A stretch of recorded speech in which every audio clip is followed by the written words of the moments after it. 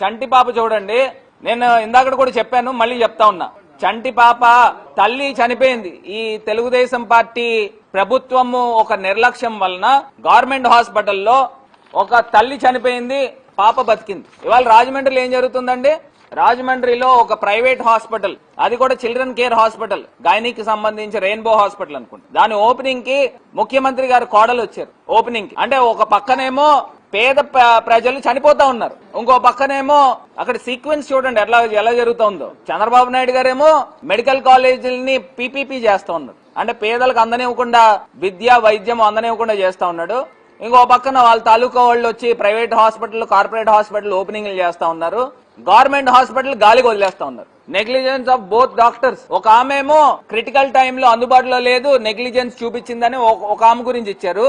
ఇంకొక ఆమె గురించి ఏమో ఈసీజీ పెట్టడంలో డీలే చేశారనేది క్లియర్ గా మెన్షన్ చేశారు. అంటే ఇంత దారుణమైన వ్యవహారము రాజమండ్రిలో జరుగుతోంది. చంటి పాప అండి.